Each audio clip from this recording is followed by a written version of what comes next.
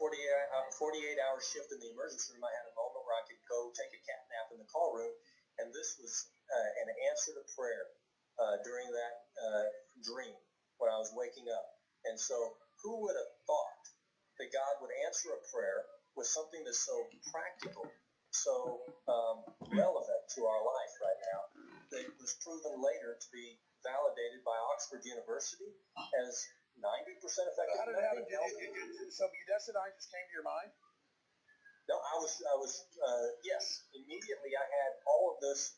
It was like a download all at once as I was waking up.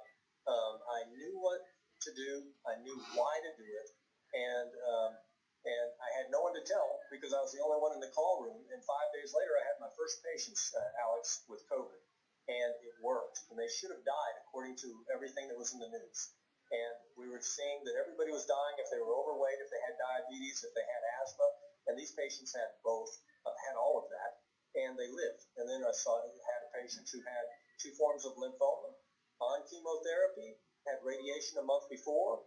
And again, the strategy worked quickly. And then I had another fella who had stage 4 prostate cancer, and he's on chemo, and he beat COVID with this protocol, but 8 months later succumbed to the cancer.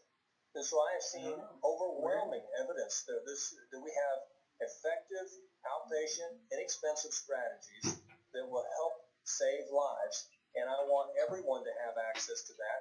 And that's why I have dropped everything for the last 3 weeks to totally be immersed with COVID patients in a Regeneron monoclonal antibody infusion center in West Texas, where I am on purpose going into a building for 11-hour days to solely be around people who are infectious with COVID so I can help save their life.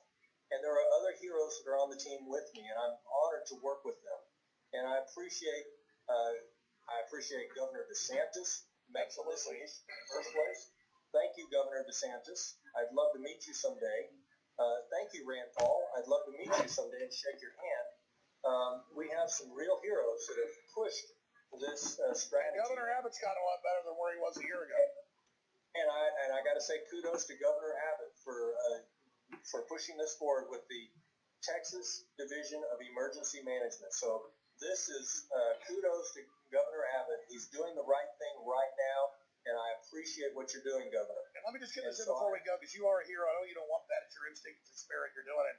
And I've seen this, my dad and other great physicians, and that's what great doctors are. So people really respect doctors, and evil corporations and sinister political groups try to steal your identity and then say, they're the doctor with Fauci up there.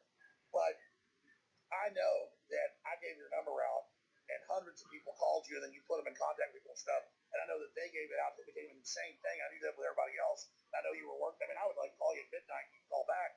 So we really appreciate you. We love what you've done. And I know my dad looked like he was dead. He's done like 83% oxygen. We got the thing. Got him. Got the doctors you recommended. Got it all to him within 5-6 hours.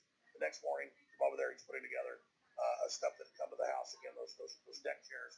Just amazing. And I saw that, and I've seen what's happened. And it's just an amazing thing. So thank you so much for spending time with us. You never put out a website. You're just recommending people that are helping folks. How do people, because these interviews are important as well, how do people get in touch with you via email? I know a lot of folks that watch this, if other talk shows or other stuff want to get you on, because I know that's another